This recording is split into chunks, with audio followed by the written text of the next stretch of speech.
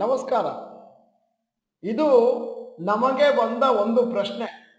Sir, ಷೇರಿನಲ್ಲಿ ಬಂದ ಲಾಭದಲ್ಲಿ ಹಣದ ಉಬ್ಬರ ಕಳೆದರೆ ಏನೂ ಉಳಿಯುವುದಿಲ್ಲ, ಇದು ಸರಿಯೇ? ನಾನು ಡಾಕ್ಟರ್ ಭರತ್ ಚಂದ್ರ. ವಿಡಿಯೋಗಳ ಉದ್ದೇಶ ಕನ್ನಡಿಗರ ಸೇವೆ.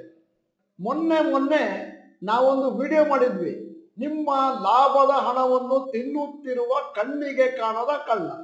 ಅದರಿಂದಾಗಿ ಆ ವಿಡಿಯೋ ಬಂದ ಮೇಲೆ ಕೂಡ ಬಹಳ ಜನಕ್ಕೆ ಕನ್ಫ್ಯೂಷನ್ ಇರಬಹುದು ಅಂತೇಳಿ ಇವತ್ತು ಅದನ್ನ ಕನ್ಫ್ಯೂಷನ್ ಅನ್ನು ದೂರ ಮಾಡಲಿಕ್ಕೋಸ್ಕರ ಮತ್ತೊಂದು ವಿಡಿಯೋ ಮಾಡಿದ್ದೇವೆ. ಅವರು ಕೇಳಿದ ಪ್ರಶ್ನೆ ಹೀಗಿತ್ತು: sir, stocks grow well in long term, but if we take inflation into consideration, nothing will be left out at the end.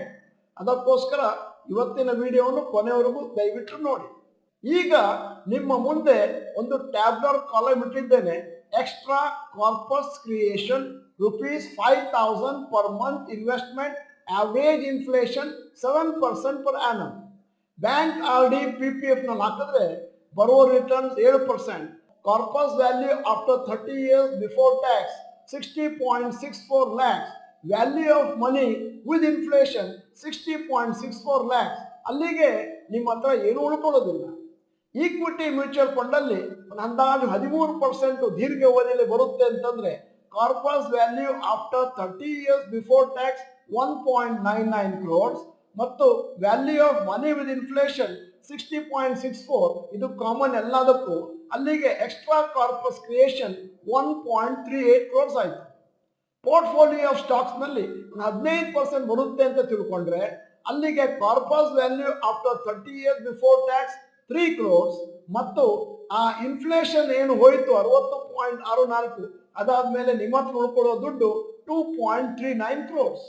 Supervised portfolio ಅಂದ್ರೆ ನೀವು ಚೆನ್ನಾಗಿ ನೋಡ್ಕೋತೀರಿ, 3 ತಿಂಗಳಿಗೊಂದ್ಸರಿ ಮಾನಿಟರ್ ಮಾಡ್ತೀನಿ ಅಂತಂದ್ರೆ 18% ಬರ್ಬೋದು. Corpus value after 30 years before tax 5.60 crores. Value of money with inflation 60.64 lakhs ಮತ್ತು extra corpus creation 4.99 crores ಬಂತು. ನಾವು ಷೇರು ಮಾರುಕಟ್ಟೆಯಲ್ಲಿ ಹಾಕಿದ ಹಣಕ್ಕೆ ನಮಗೆ ಜಾಸ್ತಿ ರೇಟ್ ಆಫ್ ರಿಟರ್ನ್ಸ್ ಬರುತ್ತೆ ಇನ್ಫ್ಲೇಷನ್ ಅಂತ. ಆದ್ದರಿಂದ ಆ ದುಡ್ಡನ್ನು ಮುಂದಿನ ದಿನಗಳಲ್ಲಿ ನಾವು ಬೇರೆ ಬೇರೆ ಕೆಲಸಗಳಿಗಾಗಿ ಬಳಸ್ಕೊಳ್ಬಹುದಾಗಿದೆ. ಉದಾಹರಣೆಗೆ ಇನ್ಫ್ಲೇಷನ್ 7% ಅಂತ ಇಟ್ಕೊಳ್ಳೋಣ. Returns after tax from bank FD 5.5% after tax ಆದ್ರೆ ಅಲ್ಲಿಗೆ ನಿಮಗೆ -1.5% ರಿಟರ್ನ್ ಸಿಗುತ್ತೆ ಪರ್ ಆನಮ್. ನೀವು ಹಾಕಿದ ಹಣ ಡಿಪ್ರಿಶಿಯೇಟ್ ಆಗ್ತಾ ಇದೆ ಕನ್ಸಿಡರಿಂಗ್ ಇನ್ಫ್ಲೇಷನ್. ಬಹಳ ಜನ ಇನ್ವೆಸ್ಟರ್ಸ್ಗೆ ಯಾವ ರೀತಿ ಇನ್ಫ್ಲೇಷನ್ ನಮ್ಮ ಹಣವನ್ನು ತಿನ್ನುತ್ತೆ ಅನ್ನುವಂತ ಕನಿಷ್ಠ ಜ್ಞಾನವೂ ಇಲ್ಲದೆ ಇರುವುದರಿಂದ ಈ ವಿಡಿಯೋನ ಮಾಡಿದ್ದೇವೆ. ಆದರೆ it has a significantly negative impact on investment which grow at a rate which is less than the inflation rate. Instruments such as bank FD, post office deposits, insurance ಹೆಚ್ಚಿನದ್ರಲ್ಲಿ providing returns which are lower than inflation. ಅದರ ಬದಲಾಗಿ ನೀವೇನಾದ್ರೂ ನಿಮ್ಮ ಹಣವನ್ನು mutual fund ನಲ್ಲಿ, ಸ್ಟಾಕ್ಗಳಲ್ಲಿ, real estate ಅಲ್ಲಿ, ಚಿನ್ನದಲ್ಲಿ ಹಾಕಿದ್ರೆ ಅವಾಗ ಇನ್ಫ್ಲೇಷನ್ ಒಂದಷ್ಟು ಬೀಟ್ ಆಗಿ ಅದಕ್ಕಿಂತ ಜಾಸ್ತಿ ಹಣ ನಿಮ್ಮಲ್ಲಿ ಉತ್ಪತ್ತಿ ಆಗುತ್ತೆ. ಆದ್ದರಿಂದ ನಿಮ್ಮ ಹಣ ಜಾಸ್ತಿ ಪರ್ಸೆಂಟೇಜ್ ಆಫ್ ಮನಿ ಏನಿದ್ದರೂ ಕೂಡ ಇನ್ಫ್ಲೇಷನ್ ಬೀಟಿಂಗ್ ಇನ್ಸ್ಟ್ರೂಮೆಂಟ್ಸ್ ಅಲ್ಲಿ ಇರಬೇಕೆ ವಿನಃ ಇನ್ಫ್ಲೇಷನ್ ಇರುವಂತಹ ಇನ್ಸ್ಟ್ರೂಮೆಂಟ್ಗಳಲ್ಲಿ ಇರಬಾರ್ದು.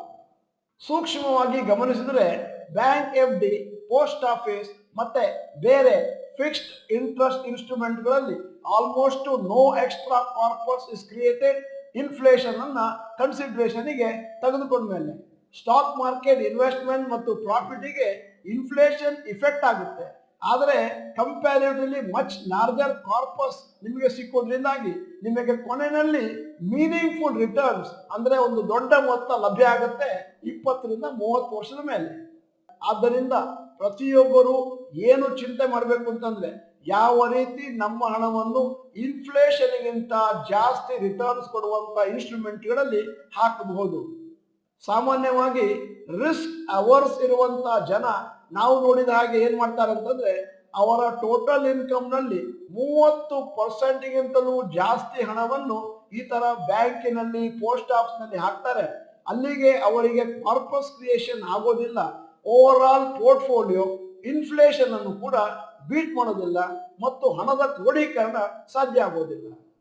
ಇವತ್ತಿನ ಇನ್ಫ್ಲೇಷನಿನ ಬಗೆಗಿನ ವಿಡಿಯೋದ ಕೊನೆಯಲ್ಲಿ ಒಂದು ಪ್ರಶ್ನೆ ಕೇಳ್ತಾ ಇದ್ದೇನೆ. ನಿಮ್ಮ future value of portfolio of stocks ನಿಮಗೆ ನಾರ್ಮಲ್ ಆಗಿ ಜಾಸ್ತಿ ಸಿಗುತ್ತೆ, ಬೇರೆ ಇನ್ಸ್ಟ್ರೂಮೆಂಟಿಗಿಂತ ಅಂತ ಅರ್ಥ ಆಗಿದೆ ಅಂತಂದ್ರೆ ದಯವಿಟ್ಟು ನೀವು ನಮ್ಮ ಚಾಟ್ ಬಾಕ್ಸ್ ನಲ್ಲಿ ಅಂಡರ್ಸ್ಟೂಡ್ ಅಂತ ಟೈಪ್ ಮಾಡಿ. ನೀವು ಡಾಕ್ಟರ್ ಭರತ್ ಚಂದ್ರ ಇನ್ಸ್ಟಿಟ್ಯೂಟ್ ಕನ್ನಡ ಚಾನಲ್ ಮೆಂಬರ್ ಅಲ್ಲ ಅಂತಂದ್ರೆ ಇದೀಗ ಸಮಯ ಸಬ್ಸ್ಕ್ರಿಪ್ಷನ್ ಬಟನ್ ಬೆಲ್ ಐಕಾನ್ ಒತ್ತಿ. ವಿಡಿಯೋ ಚೆನ್ನಾಗಿದ್ರೆ ಲೈಕ್ ಬಟನ್ ಒತ್ತೋದನ್ನ ಮರಿಬೇಡಿ. ವಿಡಿಯೋನ ನಿಮ್ಮ ಎಲ್ಲಾ ಸ್ನೇಹಿತರಿಗೂ ಫಾರ್ವರ್ಡ್ ಮಾಡಿ. ವಿಡಿಯೋನ ಸಂಪೂರ್ಣವಾಗಿ ನೋಡಿದ್ದಕ್ಕೆ ಧನ್ಯವಾದಗಳು. ನಮಸ್ಕಾರ.